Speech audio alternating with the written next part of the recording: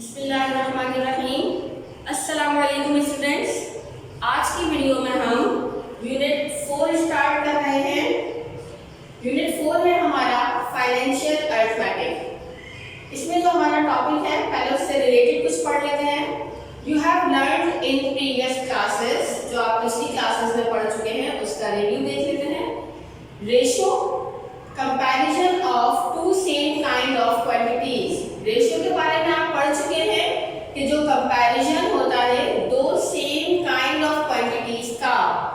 Example, apples in KG, apples in KG. For example, Maria के पास कितने apples हैं? 15 KG. और सना के पास कितने एप्पल्स हैं? 21 केजी। तो इन दोनों का कंपैरिजन ये कहलाएगा रेशियो। Understand class? और फिर रेशियो की एक्सटेंशन होती है प्रोपोर्शन। प्रोपोर्शन की क्या डेफिनेशन है? Two equivalent ratios form a proportion. दो इक्विवेलेंट रेशियोज से क्या बनता है? प्रोपोर्शन। टाइप्स ऑफ प्रोपोर्शन भी आप पढ़ चुके हैं। दो टाइप्स होती हैं। Number 1 direct proportion, number 2 inverse proportion. Direct proportion के आगे देखिए मैंने एरोज बनाए हुए हैं। दोनों एरोज की डायरेक्शन सेम है। डायरेक्ट प्रोपोर्शन में या तो एरोज दोनों अपवर्ड होते हैं या दोनों डाउनवर्ड होंगे सेम डायरेक्शन में। ये बात आपको मालूम है। नंबर 2 है इनवर्स प्रोपोर्शन। इनवर्स प्रोपोर्शन में ऑपोजिट डायरेक्शन में होते हैं एरोज। अगर एक अपवर्ड है तो दूसरा डाउनवर्ड होगा, और अगर एक डाउनवर्ड है तो दूसरा अपवर्ड होगा। एग्जांपल देख लेते हैं इसकी। Number of pen cost in rupees. अगर नंबर ऑफ पेन 2 है, यानी अगर 2 पेन खरीदे गए हैं 100 रुपए में, तो 5 पेन कितने में खरीदे जाएंगे? ये x रिप्रेजेंट कर रहा है अननोन वैल्यू को, यानी ये जो 5 पेन है ये कितने में खरीदे जाएंगे। यहाँ पे आप रिलेशन मालूम कर रहे हैं इन दोनों का, नंबर ऑफ पेन और कॉस्ट का, कि 2 पेन की कीमत अगर 100 रुपए है तो 5 पेन की कीमत कितनी होगी। अब आप यहाँ पे जरा ऑब्जर्व करें, अगर 2 पेन की कीमत 100 रुपए है तो 5 पेन की कीमत क्या होगी? कम होगी या ज्यादा होगी? ज्यादा होगी। ज्यादा होगी ना क्लास? तो देखिए अब जब हमारे पास एक चीज बढ़ रही है तो दूसरी चीज भी क्या होगी? बढ़ जाएगी। यहाँ पे बढ़ रही है इस रिलेशन में, तो हम यहाँ पे क्या करेंगे? इट मींस ये डायरेक्ट प्रोपोर्शन है। एक वैल्यू बढ़ रही है तो दूसरी भी बढ़ रही है। तो मैं यहाँ पे लगा रही हूँ एरोज। किस तरह लगा रही हूँ? सेम डायरेक्शन में, क्योंकि ये डायरेक्ट प्रोपोर्शन है तो मैंने यहाँ पे एरोज लगा दिए सेम डायरेक्शन में। तो यहाँ तक का जो काम था वो आप लोग प्रीवियस क्लासेस में पढ़ चुके थे। आज हम मजीद इसी की एक्सटेंशन पढ़ रहे हैं। और टॉपिक क्या है हमारा आज का? Compound proportion. क्या टॉपिक है? Compound proportion. डेफिनेशन क्या है कंपाउंड प्रोपोर्शन की? द रिलेशनशिप बिटवीन टू और more proportions is known as compound proportion. Relationship किसके दरमियान में? 2 या 2 से ज्यादा प्रोपोर्शंस का रिलेशन क्या कहलाता है? Compound proportion. Understand class? There are 3 cases of compound proportion. यहाँ कंपाउंड प्रोपोर्शन में हमारे पास 3 केसेस हैं। कंपाउंड प्रोपोर्शन से पहले आप सिर्फ प्रोपोर्शन, सिंपल प्रोपोर्शन पढ़ के आए। उसमें हमारे पास 2 चीजें होती थी, हम उसका रिलेशन देख रहे होते थे। अब कंपाउंड प्रोपोर्शन में 2 से ज्यादा का देखेंगे। उसके लिए आपके पास यहाँ पे 3 केसेस हैं, हम वो देख लेते हैं। Case 1, both proportions are direct, या तो दोनों प्रोपोर्शंस डायरेक्ट होंगे। Case 2, one proportion is direct and the other is inverse. एक प्रोपोर्शन डायरेक्ट होगा और दूसरा इनवर्स होगा। Case 3, both proportions are inverse, या तो दोनों प्रोपोर्शंस इनवर्स होंगे। अब देखिए किस तरह से हो सकता है अभी तक आप लोगों को ये बात समझ ना आई हो। नीचे एग्जाम्पल देखिए, फूड पर पर्सन, डेज और मैन। देखिए 3 चीजें हैं यहाँ पे। पहले हमारे पास 2 थी, अब हम 3 का कंपैरिजन कर रहे हैं। यहाँ पे किस तरह से कर रहे हैं? फूड पर पर्सन 2 kg। फॉर एग्जाम्पल पर पर्सन मतलब एक शख्स, अगर एक शख्स को 2 kg फूड दिया जा रहा है तो 20 डेज में 2400 को दिया जाएगा वो फूड। ठीक है, फॉर एग्जाम्पल कोई भी सफिशिएंट फूड है तो 2 kg फूड अगर पर पर्सन को दिया जा रहा है तो 20 डेज तक हम 2400 मैन को वो फूड दे सकते हैं। अगर हम फूड की क्वांटिटी बढ़ा दें, 3 kg फूड हमने कर दिया पर पर्सन, अब हम एक शख्स को 3 kg फूड दे रहे हैं तो 40 दिन तक कितने मैन को हम वो फूड दे सकते हैं? Understand class? अब देखिए यहाँ आपके पास अननोन इधर है और यहाँ पे दोनों में वैल्यूज गिवन है, तो इसमें आप क्या करते हैं, 1 बाय 1 इसको कंपेयर करवाते हैं जिसमें अननोन होता है। डेज को भी कंपेयर करेंगे मैन से और फूड को भी कंपेयर करेंगे मैन से। अब जब हम इसका क्वेश्चन करेंगे तो मैं उसमें आपको एरोज लगा के मजीद समझाऊंगी। अब हम शुरू करते हैं exercise 4.1। Exercise 4.1 question number 1। I am reading students question 1. Listen carefully. The fare of 12 kg of luggage. Fare कहते हैं किराए को, चार्जेस को। The fare of 12 kg of luggage for a distance of 36 kilometer is 24 rupees.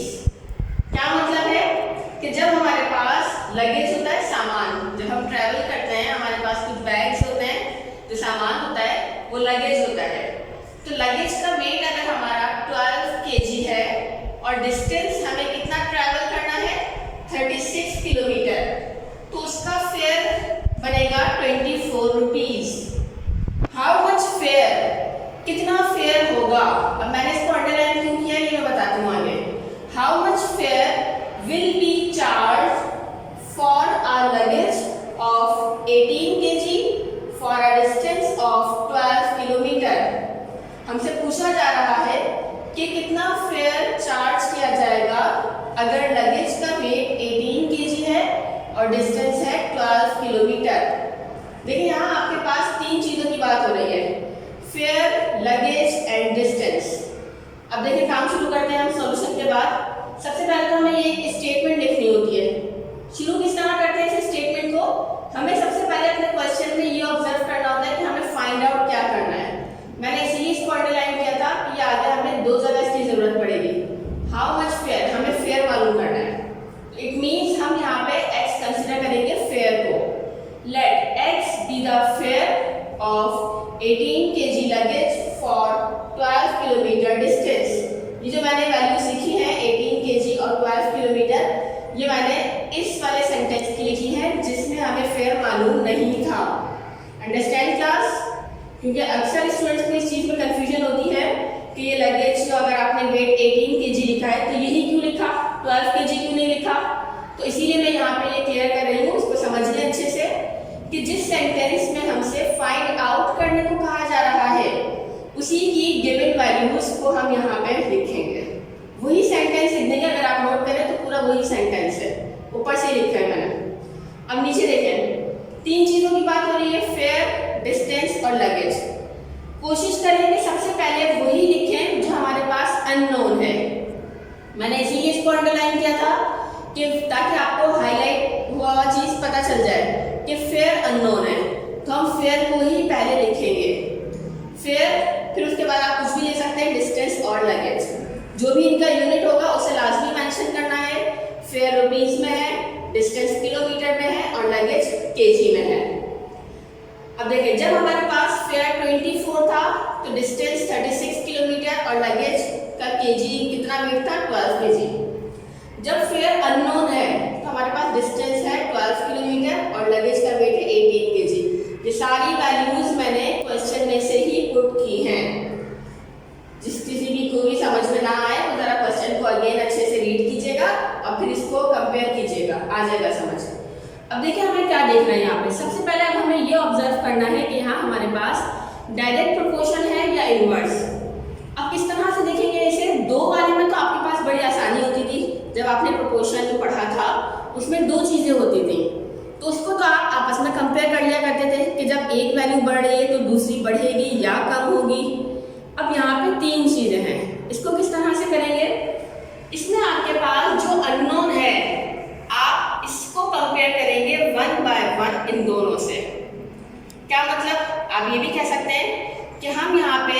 Distance को compare करेंगे fair से और फिर लगेज को भी कंपेयर करेंगे फेयर से।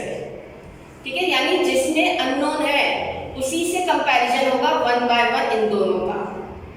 Got it class? अब देखिए करते हैं हम इसका कंपैरिजन। जब हमारे पास डिस्टेंस 36 किलोमीटर था तो फेयर लग रहा था 24 रुपीज।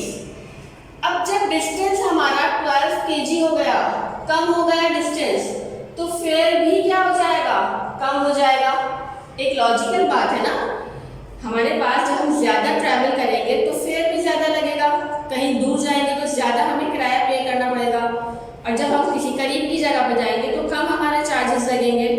तो क्या मतलब हुआ इसका? जब डिस्टेंस कम हो रहा है तो फेयर भी कम हो रहा है। एक चीज कम हो रही है तो दूसरी भी कम होगी। और जब हमारे पास इस तरह की कंडीशन हो तो वो हमारा डायरेक्ट प्रोपोर्शन होता है, और डायरेक्ट प्रोपोर्शन में हम सेम एरोज लगाते हैं, सेम डायरेक्शन में लगाते हैं।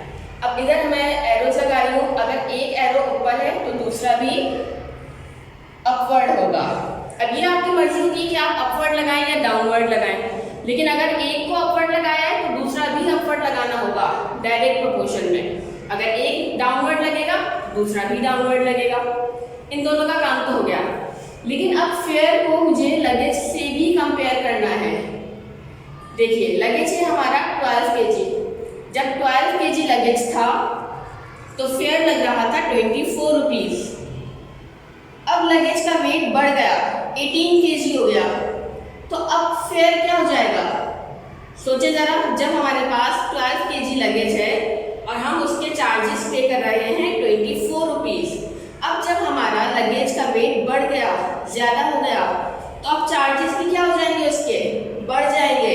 अब फेयर भी हमारा क्या होगा? बढ़ जाएगा। तो देखिए ये दोनों भी हमारे पास डायरेक्ट प्रोपोर्शन है। लगेज का वेट बढ़ रहा है तो फेयर भी बढ़ेगा। जब ये दोनों भी डायरेक्ट हैं तो इनके एरोज भी सेम डायरेक्शन में होंगे, जिसमें से हम फेयर का एरो तो लगा चुके हैं।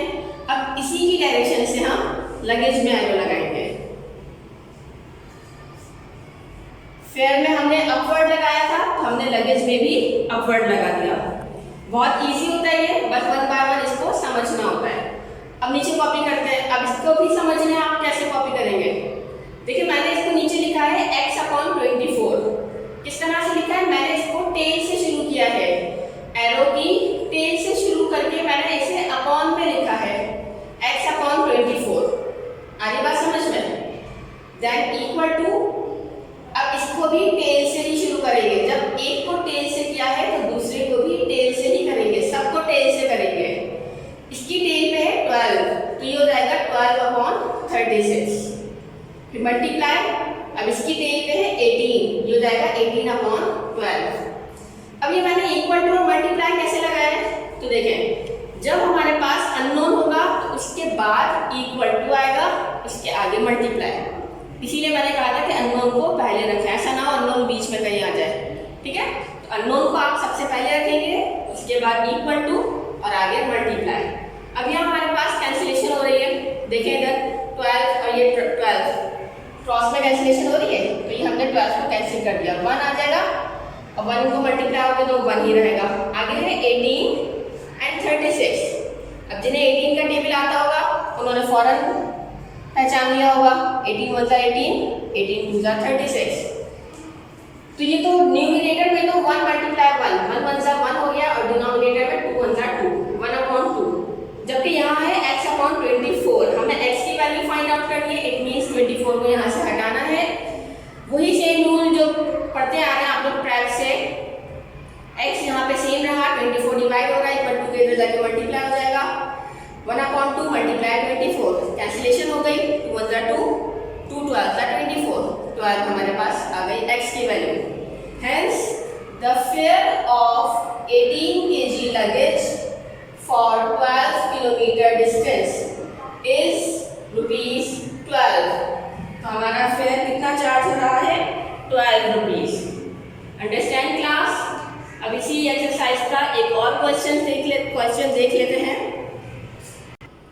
क्वेश्चन नंबर 2 है 4800 men have sufficient food for 20 days at the rate of 1.5 kg per person. 4800 man के लिए सफिशिएंट फूड मतलब जो के लिए काफ़ी है फूड 20 डेज के लिए at the rate of 1.5 kg पर पर्सन। अगर एक शख्स को 1.5 kg फूड दिया जाए तो 20 डेज तक 4800 मैन वो फूड खा सकते हैं। सेकंड सेंटेंस में देखिए आगे, find the number of man. आपको क्या मालूम करना है? Number of man. मैंने अगेन इसको हाईलाइट कर दिया है। For which the same food will be sufficient for 16 days at the rate of 1.0 kg पर पर्सन। अब हमारे पास kg 1.0 हो गया। इससे कंफ्यूज नहीं होना, डेसिमल के बाद ये 0 है तो इट मीन्स ये सिर्फ 1 है। आगे देख लेते हैं। Let x be the number of man. तो जो हमें फाइंड आउट करना है हमने उसको x कंसीडर कर लिया। Who have sufficient food for 16 days at the rate of 1.0 kg पर पर्सन। देखिए नंबर ऑफ मैन है हमारे पास इस क्वेश्चन में, डेज हैं और फूड पर पर्सन है। जब नंबर ऑफ मैन 4800 है तो डेज हमारे पास 20 है और फूड है 1.5 kg। हमारे पास सब कुछ क्वेश्चन में गिवन है 4800, 1.5 kg, 20 डेज। Understand class? आगे देखिए, नंबर ऑफ मैन कितने होंगे ये हमें गिवन नहीं है तो हमने x लिख दिया 16 डेज में, और फूड पर पर्सन है 1.0। इट मीन्स जब हम 1.0 kg फूड डिस्ट्रीब्यूट कर रहे हैं तो 16 दिन तक वो कितने नंबर ऑफ मैन में डिस्ट्रीब्यूट होगा, ये मतलब है इसका। अब देखिए इसमें भी हम वही करेंगे, कंपैरिजन करेंगे 1 by 1। जो अननोन है उसका कंपैरिजन होगा 1 by 1 इन दोनों से। नंबर ऑफ मैन का होगा डेज से और नंबर ऑफ मैन का ही होगा फूड से। करना शुरू करते हैं। नंबर ऑफ मैन जिस वक्त 4800 है तो डेज है 20, यानी 20 डेज तक वो फूड 4800 मैन में डिस्ट्रीब्यूट हो सकता है। जब हमारे पास डेज हो गए कम, 16 डेज हो गए, तो अब वो फूड कितने मैन में डिस्ट्रीब्यूट होगा? कम में होगा या ज्यादा में होगा? ये सोचिए आप इधर। जब हमारे पास डेज कम हो रहे हैं तो क्या हम उसे ज्यादा मैन में डिस्ट्रीब्यूट कर सकते हैं? ऐसा ही है ना, हमें कम डेज दिए जा रहे हैं और फूड उतना ही है, यानी फूड हमारे पास सेम है जितना पहले था, तो अब हम उसी फूड को ज़्यादा मैन में डिस्ट्रीब्यूट कर सकते हैं। तो यहाँ हमारे पास क्या हो गया? Inverse proportion. डेज कम हो रहे हैं तो नंबर ऑफ मैन ज़्यादा हो रहे हैं। अब देखें एरो किस तरह लगेगा यहाँ पे। अगर एक की डायरेक्शन अपवर्ड है तो दूसरे की डायरेक्शन डाउनवर्ड होगी। Understand class? अब आगे देखिए, फूड पर पर्सन और नंबर ऑफ मैन। जब हमारे पास फूड है 1.5 kg, यहाँ पे kg भी आएगा, या तो आप ऊपर लिख लें या नीचे लिख लें, एक बार ऊपर लिख लें। फूड पर पर्सन kg में है ये। जब हमारे पास 1.5 kg फूड डिस्ट्रीब्यूट हो रहा है 4800 मैन में, और अगर हमने वो फूड कम कर दिया, 1 kg कर दिया, तो अब ज़्यादा मैन में डिस्ट्रीब्यूट होगा या कम मैन में होगा? ये बताएं। जब फूड की क्वांटिटी कम हो गई तो अब मैन हमारे पास बढ़ गए, तो ये भी क्या हो गया? इन्वर्स प्रोपोर्शन हो गया। तो नंबर ऑफ मैन और फूड का भी आपस में इन्वर्स प्रोपोर्शन है। यहाँ पे हम एरो अपवर्ड लगा चुके हैं तो वहाँ पे क्या करेंगे? डाउनवर्ड लगाएंगे। ये हमने डाउनवर्ड लगाया। नीचे देखिए वही प्रोसेस लिखने का। इसे लिखेंगे सबसे पहले, अगर हम टेल से शुरू कर रहे हैं तो आगे वाले भी सब टेल से लिखेंगे। ये मैंने लिखा है x/4800, इसको डिवाइड में लिख लिया x/4800। टेल से शुरू किया था, इसके बाद इक्वल टू, अब ये भी टेल से शुरू होगा। इसकी टेल पे है 20 तो इसको हम लिखेंगे 20/16 मल्टीप्लाई, इसकी टेल पे है 1.5, ये हो गया 1.5/1.0। अब देखिए इधर हम करेंगे क्या? पहले तो यहाँ पे आपकी हो रही है कैंसिलेशन, 20 और 16, 4 से कैंसिलेशन हो रही है, 4 4 5 are 20, 4 4s are 16। आगे देखिए डेसिमल है 1.5 1.0, लेकिन आपके पास ये देखिए डेसिमल के बाद यहाँ पे भी एक डिजिट और यहाँ पे भी एक डिजिट, तो इसमें क्या आसानी है, आप डेसिमल को मूव कर दें, सेम डिजिट में मूव हो जाता है ना, तो ये भी मूव हो गया। अब ये भी जब दोनों उस तरफ चले गए तो ये क्या हो गया 15/10, तो ये 5/4 और 15/10। अब यहाँ पे जो 4800 डिवाइड हो रहा था मैं उसे मल्टीप्लाई में ले गई, मल्टीप्लाई 4800 लिख दिया। आगे क्या किया है हमने, मज़ीद कैंसिलेशन कर देते हैं, 5 1s are 5, 5 2s are 10, फिर ये 15 1s are 15 as it is रहा, 4 2s are 8 मल्टीप्लाई बाय 4800। अब इसकी कैंसिलेशन देख लीजिए, 8 1s are 8, 8 6s are 48, और फिर ये 2 0 हैं तो 8 0s are 0, 8 0s are 0। ये हमने 0 एज इट इज नहीं लिखे। अगर कोई स्टूडेंट इसको ये कहती है कि 0 का 0 आ गया, तो ऐसा बिल्कुल नहीं है, ये कैंसिल हुआ है। 8 0s are 0, 8 0s are 0, ये हो गया 600। 15 मल्टीप्लाई 600, रफ वर्क में देखिए। अब आप 15 को 600 से मल्टीप्लाई करना है, तो मैंने सिर्फ 6 से कर दिया, 2 0 हम आंसर में खुद लगा लेंगे। 6 5 30, 6 4 6 9, ये तो आता ही आप लोगों को, 90 हो गया। तो देखिए मैंने 90 के आगे 2 0 और लगा दिए, क्योंकि हमारे पास 600 था मल्टीप्लाई करने के लिए। ये छोटी छोटी ट्रिक्स आप लोग ध्यान से देखा करें क्लास। ये हो गया 9000।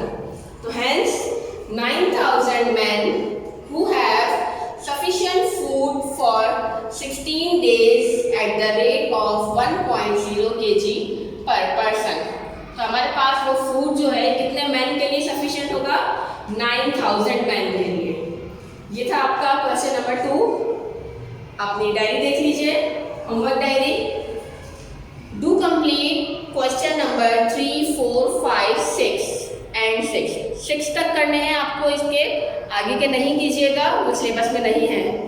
Of exercise 4.1। तो यहाँ आपकी एक्सरसाइज 4.1 कंप्लीट हुई।